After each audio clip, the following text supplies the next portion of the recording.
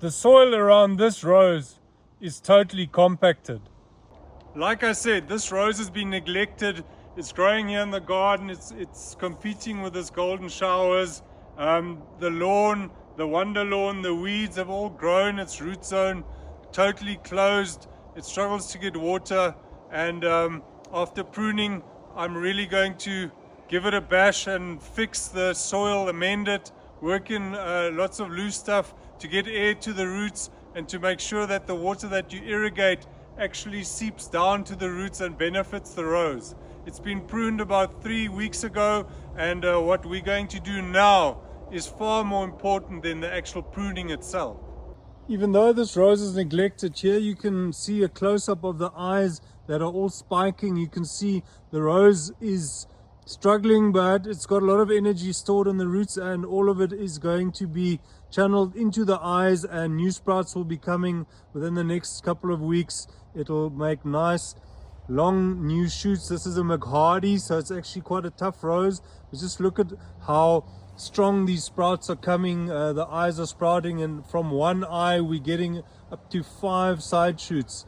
So in actual fact, the rose is going to be fine. Right now I'm going to remove these with a lopper. I don't like it when you leave these woody stems that just sit there and don't do anything, so I'm quickly going to remove them, and then we are going to remove all these weeds and the grass from the root zone.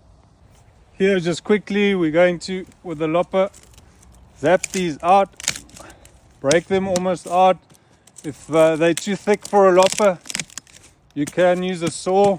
I've just removed all the woody stubs with a lopper, and you can see it creates a nice space for the water shoots to be able to sprout, and it just looks much neater. You can see it's a thick mat of roots that is preventing a lot of the water from reaching the rose's roots. So we remove all of that. And evidently this is not just for struggling roses. It can be done, or should be done, for all roses after pruning. After we've done that, we're going to take a proper fork and we're going to loosen the soil properly right around the roots. And you'll see I'm not scared about hurting the roots at all. You don't have to be gentle. The more you loosen, the better. You're getting air in there. You can see there are other roots here. These are not all rose roots, so there is root competition. But by working in this compost and getting the water to the roots, we're going to improve that situation as well. Now that it's loose, we're going to add our compost and other goodies. So this is a very good compost. It's got a lot of manure in, and it's got a bark chip, so it's nice and rough. So we're going to just put in a whole lot. I would say even possibly the whole bag. Or maybe that'll be a little bit too much. We'll use this for somewhere else in the garden. But more or less as much as possible. Going to put a thick layer right round, and you won't believe, but on top of that I'm going to add peanut shells, which we normally use as a mulch, but in the soil it actually gives so much air because it creates these air pockets. So I'm going to put a lot of peanuts, and I'm going to keep this as a mulch for a bit later. So we've done that, and now I'm going to work all this in.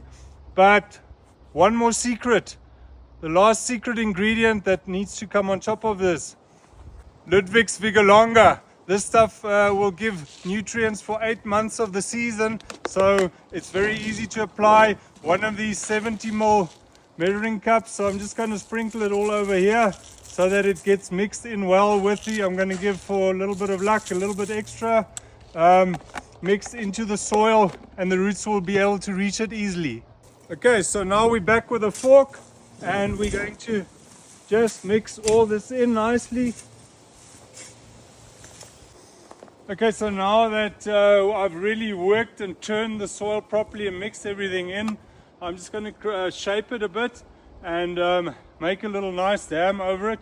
You can see here the bud union in actual fact needs to be under the soil, so adding so much compost really also assists in getting that level right again, and stimulates new water shoots that will be sprouting.